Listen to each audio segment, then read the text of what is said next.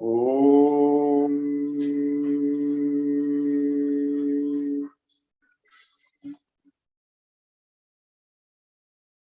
Om.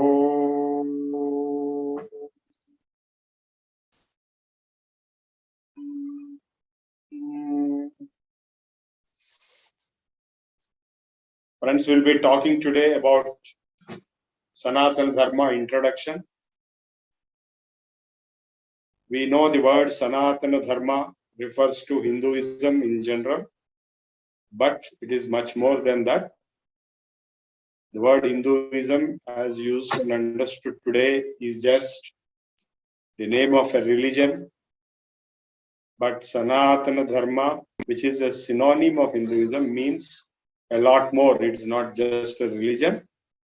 There are many religions in this world which are started by individual prophets or gurus, and then they are expanded for conversion, proselytization, to increase in numbers. Sanatana Dharma, Hinduism, is not one of those type of proselytizing religions. Sanatana Dharma word means eternal ethics. The word Sanatana means eternal, and Dharma means ethics, and much more than ethics, the universal law which sustains this universe. The laws of science, the laws of mind, the laws of physics, all come under Dharma. The word Dharma comes from the root dhru, which is to hold or sustain. And those laws or those principles or those values which sustain this universe and which are eternal. Sanatana means eternal. That is called, that set of rules is called Sanatana Dharma. So it can be interpreted as science, laws of physics, laws of science, or it can be interpreted as ethics or righteousness, which runs this society and the universe. The laws of society are ethics which are incorporated in the law of any country, and the laws of physics or laws of physical bodies and laws of psychological behavior, laws of mind. All these are various sciences like physics and psychology, which are all covered under the name Dharma or eternal ethics, because it has no beginning and no end.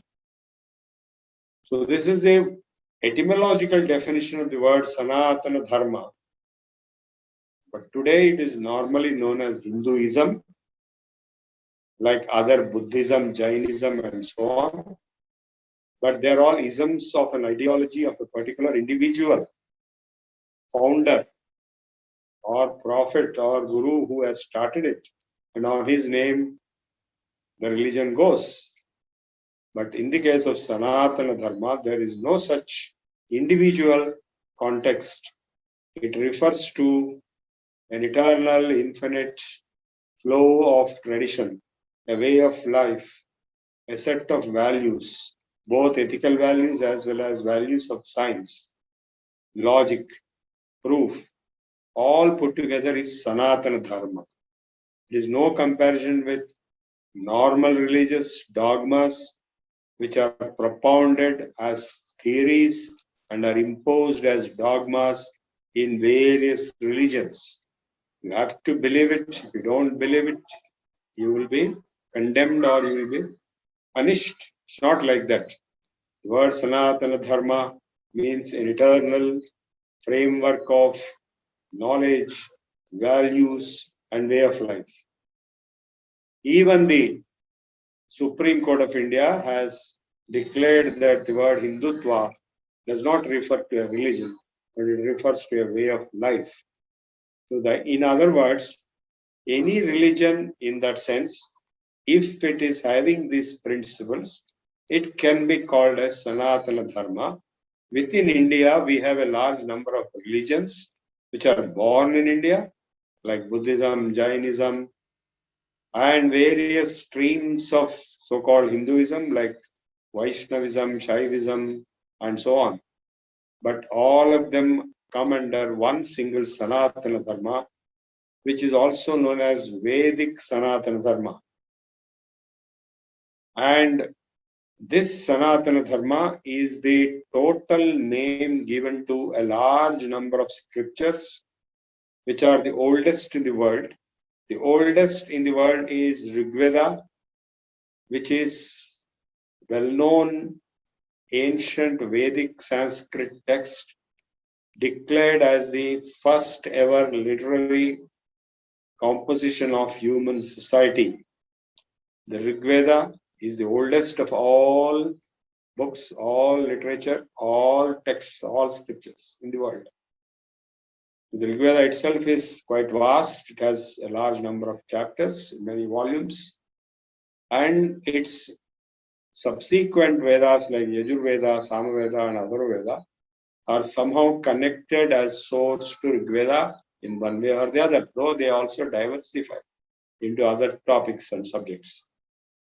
Now let us see the word what Veda means. The word Veda stands for knowledge because it comes from the verb root with, becomes a noun as Veda.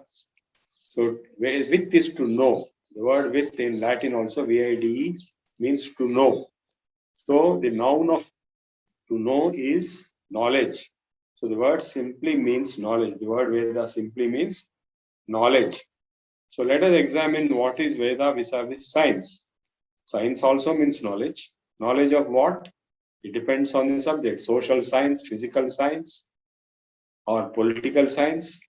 So now, in terms of natural sciences, the main objective of science is to understand the nature and processes and methods of forces of nature, components of nature, including matter, energy, space, time, and their properties of all kinds, including motions, etc., etc. Now, it is exactly the same definition in the terminology of the Veda, where the word Devata means a force of nature, a component of nature, and does not mean God or Goddess in the language of the Vedas. So the word Veda also means just the same as this knowledge of nature, the components of nature, the forces of nature, which is the meaning which science also has.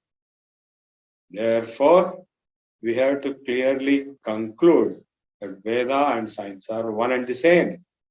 If that is the case, how come that people thought Veda is religion and science is science? And religion and science are opposite. Because this is due to the historical events that took place in Europe, where the scientific developments were in contradiction with the biblical dogmas or positions like about earth or about life, about evolution. Therefore, science and religion were kept separate.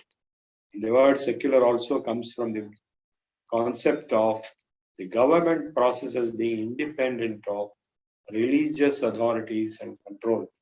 In Europe, at one point of time, church itself controlled all government activities, but as democracy came in, the government became independent of the church. And that is how the word secular came. And that is how the distinction between science and religion was made as to distinguish from scientific or logically provable knowledge vis-a-vis blind belief, which was supposed to be there in the religious scriptures. Whereas in the case of India, in the case of the Veda and the Sanatana Dharma, that comparison is invalid because the word Veda itself means science, and Vedic Sanatana Dharma is not a dogma, it is not a blind belief, it is not even a faith.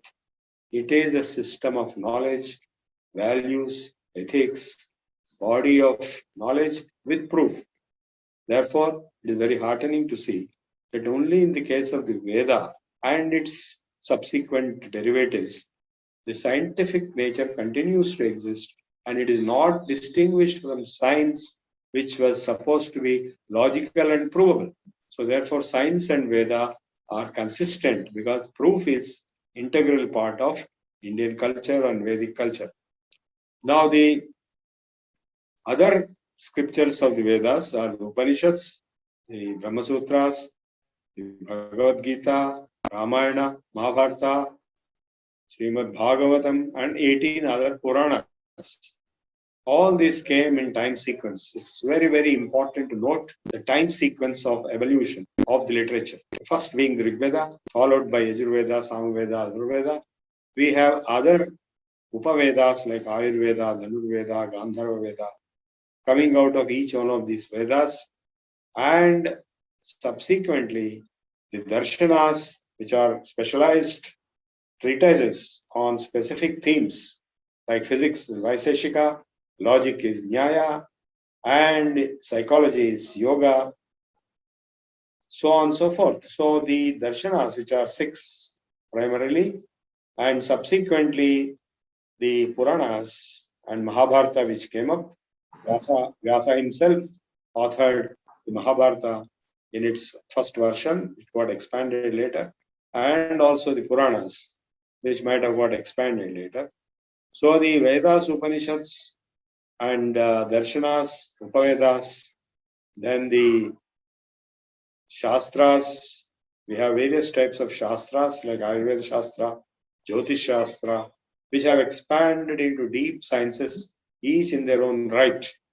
Tantra Shastra, Mantra Shastra, and so on.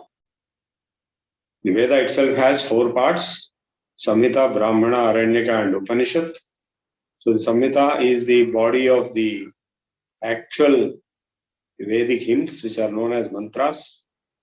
And we have the second part of the Veda called Brahmana Granthas, which are the lab manual type for the Vedic rituals like yajnas, and Aranyakas are forest institution discussions, and Upanishads are the discourses or interactive, philosophical, speculative nature discussions between teacher and student in any of the ashrams of the Vedic India. So these 4 comprise the Vedas as a whole. The Upanishads comprise the what is called the Jnana Kanda, or the knowledge part.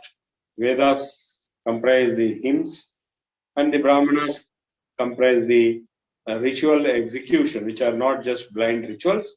They are scientific experiments, scientific actions to regulate environmental forces, purify the environment, and to regulate and control. So this entire set of 4 parts of the Veda comprises the Vedic knowledge, followed by the Vedangas, which are a compulsory requirement for the Vedas, which comprise 6 Vedangas: Siksha, Kalpa, Vyakarana, Nirukta, Chandas, and Jyotish. So Jyotisha is astronomy come astrology, and Siksha is the basic chanting and basic pronunciation, as well as various basic educational disciplines. And Kalpa Shastra, Kalpa is the Kalpanga, is the procedures of various types of Vedic rituals, which are not blind rituals, they are scientific. And then we have Vyakarana, which is the core essence of the grammatical constructs of the Vedic language, and of course also later Sanskrit language. As you all know, the later Sanskrit knowledge is called classical Sanskrit, starting with Valmiki as the first poet of the poetry called Ramayana in classical Sanskrit, not in Vedic Sanskrit. Valmiki is much later, and compared to the Vedas, which are much, much more ancient. And they are in a different language called Vedic Sanskrit, which has a slightly different grammar. Though Vedic Sanskrit and classical Sanskrit are related to each other, the classical Sanskrit is a distortion, evolution of Vedic Sanskrit. So the Vyakarana, whose latest famous epitomic personality is Panini, who gave the rules of formation of the words and sentences from the roots, the derivation of the words and phrases and sentences, not only for the classical Sanskrit, which we use today, but also for the Vedic Sanskrit, which is archaic.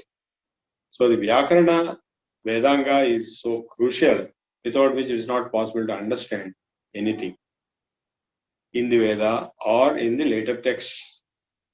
Then Siksha, Kalpa, Vyakarana, Nirukta. Nirukta is the dictionary and thesaurus of the Vedic words. So these 6 are the Vedangas, which become the compulsory prerequisites for understanding Veda, and the students of Veda also learn these 6.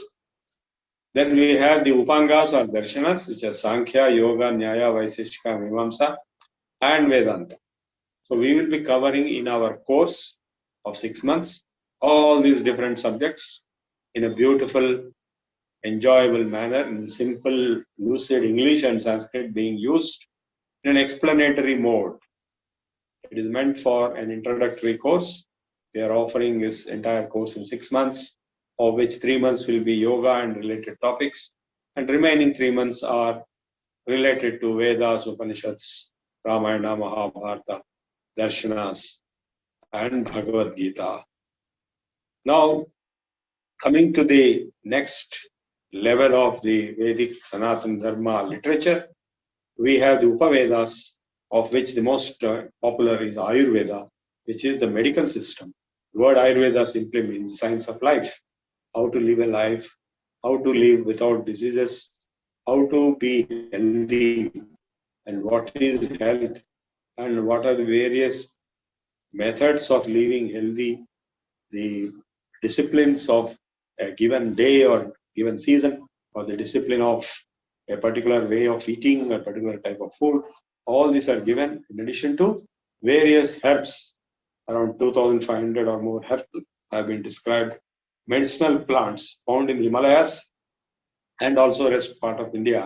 And some of the minerals also were described to have the medicinal properties, and how to treat various diseases, how to perform diagnosis, how to make medicines, how to administer medicines, and what will be the side effects, if any. Because side effects in Ayurveda are hardly any compared to allopathy, for the simple reason that the allopathic drugs operate at the molecular level and they are uniform for all human beings, which is not correct because all human beings are not same. The individual human being capabilities or conditions of Vata, Pitta, Kapha are not understood in allopathy, whereas in Ayurveda, medicine is personalized because it is based on the individual personal health, disposition, and constitution. So the Ayurveda is very successful. For more than 5,000 years it has survived, and the modern allopathy has actually derived itself from the Ayurveda as late as 150 years when the penicillin was discovered. Before that, only Ayurveda was prevalent, not only in India but throughout the globe. The herbal medicine, even today the Chinese herbal medicine or the African or even European original herbs were used. That is what is all Ayurveda about. And now Siddha has also come, which is the mineralized version of Ayurveda, and Unani is nothing but the Middle Eastern version of Ayurveda. So these different medical systems have evolved out of Ayurveda, as also naturopathy and yoga, of course, as also as a therapeutic system. So we have the Ayurveda, Yoga, Unani, Siddha, and Homeopathy, or Ayush, as a ministry in the government of India. Now this is about Ayurveda. Similarly, we have Gandharva Veda, which is the science of music, which is the Upaveda of Samaveda, derived from Samaveda chantings, which have 7 notes, Sa, Re, Ga, Ma, Pa, Da, Ni, which were not there prior to Samaveda.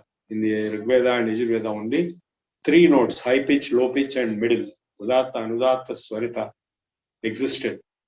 Whereas the Samaveda, being the parent of the musicology or the Gandharva Veda, has all the 7 notes, and these 7 notes are repeated at 3 tiers of pitch, lower, middle, and higher, and they are used in all music compositions along with the tunes or ragas, or combination of particular notes in particular peculiar ways so as to be appealing to the heart. So the Gandharva Veda, which is the musicology, has a large number of texts, a large number of singers, and it's a practicing living live tradition today in India, with 2 major traditions as the North Indian and the South Indian, the what is called the Carnatic and Hindustani. And there are also other traditions in different parts of the country, but all originate from the Samaveda, which gave rise to Gandharva Veda.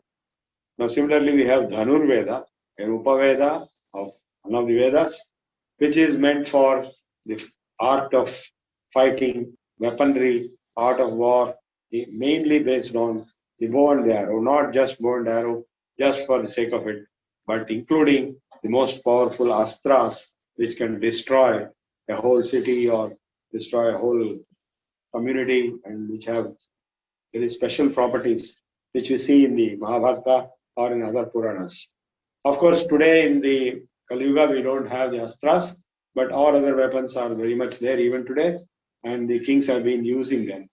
And in Indian tradition, in the Kali Yuga, things go from bad to worse. People are weak and they degenerate and deteriorate, as against the earlier Yugas of Dwapara Yuga when Mahabharata took place, or the Treta Yuga when Ramayana took place.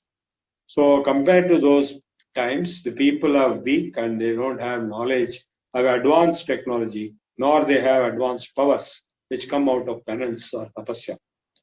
So the Ayurveda today is just limited to certain weapons usage, whereas in the previous yugas it included the astras like Brahmastra, which was equivalent to an atom bomb, or Pashupatastra, which was much more dangerous, and ferocious Agneyastra, which is a fireball, Varunastra and Vayuvyastra, cyclones, being created by the vibrations of sounds called mantras, which that science is lost today, even though we may know the basic principles in Mantra Shastra. The entire science is not available to us. Now that is about the Upavedas. Then we come to the Darshanas. We have Sankhya, Yoga, Nyaya, Vaiseshika, and Mimamsa and Vedanta. So Sankhya is the Darshana originating from Kapila Muni, Maharshi Kapila, who gave the framework of Purusha and Prakriti to explain the nature, processes of nature, and Purusha to explain the consciousness behind nature, the intelligent principle, the principle of intelligence which is behind the Prakriti or nature. So both have been explained in detail, and the Bhagavad-Gita also explains them. Sankhya is the foundational philosophical framework for the subsequent philosophical frameworks of yoga and even for Vedanta, and everywhere Sankhya is taken as the basic framework. The gunas, the Sattva guna, Rajoguna, Tamoguna, all these are from the Sankhya sutras of Kapila and Karika, Sankhya Karika, and its commentaries by various others later.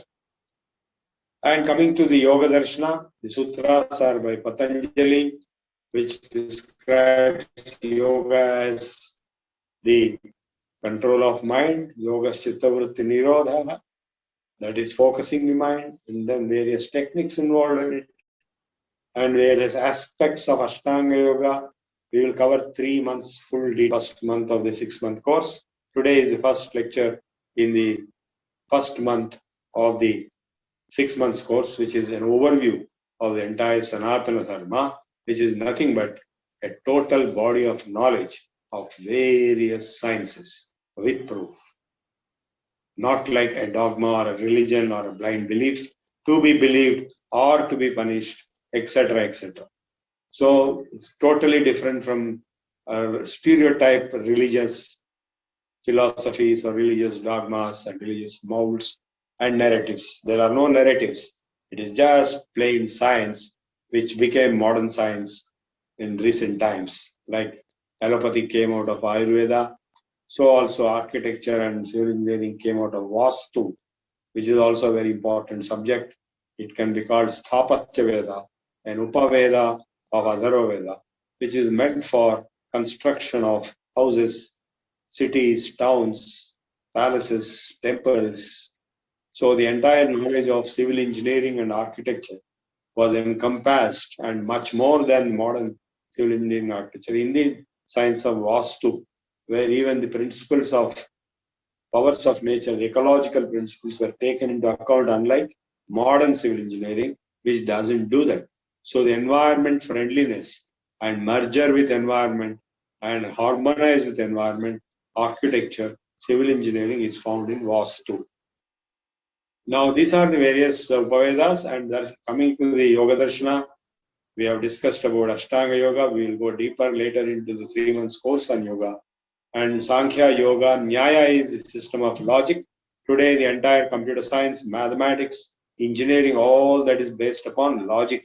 to basic logic, which was propounded by Maharshi Gautama as early as hundreds and thousands of years before Common Era, and that knowledge continued till today in the traditional knowledge systems as Navyanyaya, modern logic, and it gives various proofs and provable knowledge, standard of proof, whether inference or whether it's observation, whether it is analogy, whether it is any other referential knowledge or testimony, etc., etc., etc. So you'll be surprised to note that the Sanatana Dharma texts are based on proof, and the science of proof is discussed in Nyaya Darshana, Pramana. It is a Pramana Shastra, various types of proof and arguments and analysis. Anvikshaki, that is the in-depth and microscopic analysis. In a so-called religious environment, this kind of approaches of provable knowledge with proof and with various types of proof is surprising. So that itself shows that Sanatana Dharma is a science. Hindu culture is scientific. And then we have the Vaiseshika Darshana, which is originated by the Kanada Muni, Vaiseshika Sutras. And in that Darshana, the nature of the universe in terms of the physical properties has been analyzed. In other words, physics, Dravya, Guna, Karma, the substances, their properties and motions. Various types of motions have been discussed. And the laws of motions, which we now attribute to people like Newton, were already there in Sanskrit more than 1,000 years before the Common Era, around 2,000 years before Newton was born. And the atomic theory too, which was carried by Demetrius to Greece and attributed to him later.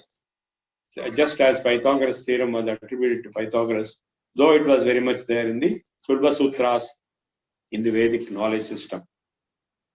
So Sulba Sutras were used for construction of Yajna Vedis for the rituals. They had very accurate dimensions, and advanced geometry and mensuration was used. So also in Jyotish Shastra, which is the one of the Vedangas, we have the entire astronomy, positional astronomy, observational astronomy, and also predictive sciences given by Lagadha as what is called Vedanga Jyotish. Similarly, in the case of physics, we have the Vaiseshika of Kanada, and then we have after Vaiseshika, we have the Mimamsa, which is the analysis of various fire rituals and other rituals explained in the Vedas, their scientific bearing, their scientific basis and advantages and benefits and effects. And finally, we have the Vedanta Darshana or Uttar Mimamsa. It comprises of around 25 Siddhanta, which are not just theories, but models of universe, how the universe came into existence, how it is being sustained and how it is being dissolved, what are the intelligent agencies involved, this kind of analysis, way away, far away from blind belief of a creator God demanding and commanding and indulging in violence. It's not like that. It is an analysis of nature and the possible creation forces and the possible intelligent principles behind creation. To believe in a blind, personalized God who just created this universe and therefore he commands us and therefore we pray him. This is very childish. Whereas in Vedanta Darshana, the Advaita Siddhanta is based on relativistic quantum dynamics, and beyond that, the unified field theory. The unified field theory of Einstein is reflected in the Vedanta Darshana of Advaita, where the one single truth, that is the self or consciousness, is demonstrated as nothing but the unified field from which the weak forces of gravity, the strong forces of gravitation, or weak forces like nuclear forces or electrostatic forces all originate as forces of the unified field. So it is shocking to note that the latest of the scientific discoveries were known to our ancient philosophers in the Vedas and Upanishads. For example, the theory of relativity. which finally came out with the conclusion of E is equal to mc square, that energies and matter and are interconvertible. Matter can be converted to energy and energy can be converted to matter. This principle was already known in the Upanishads long, long ago in the name of Brahman, Sarvam Khalvidam Brahma. And the nature of matter, nature of energy, all this is discussed in detail in the Vaiseshika Darshana and also in various Upanishads, apart from the Puranas like Bhagavad Purana. So the entire thing is just science and pure science. So we have covered the sum and substance of the 6 darshanas, which we'll be covering in detail later. So we have covered the Vedas, the Upavedas, the Vedangas, the Upangas or darshanas. Now we will touch upon the other texts like Bhagavad-Gita and Brahma Sutras, which together with Upanishads form the Prasthana Traya, the triad. The Upanishads, which are 108 in number, of which 10 are prominent, are popular, or most focused upon, though others are also there, which gave rise to the science of yoga and the various theories of philosophy of Shaiva, Vaishnava, Shakteya, darshanas, which came out of the Upanishads.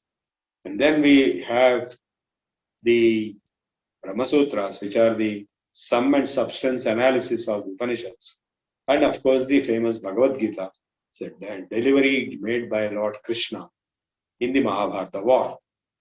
The Bhagavad-Gita is again a simplified, lucid presentation of the sum and substance of the Upanishads, which are derived philosophical knowledge repositories from the Vedas themselves, which are endless in size and number, spanning over thousands and thousands of years.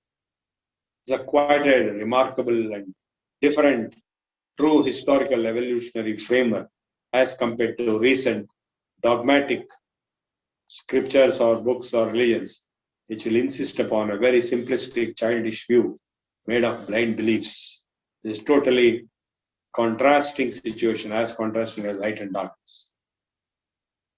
So the modern scientific developments like space technology were also found in the ancient times in a different way, more advanced possibly, in what is called the Vimana Shastra, or even in the Puranas, which has been described of interstellar travel, interplanetary travel and space travel in addition to local travel.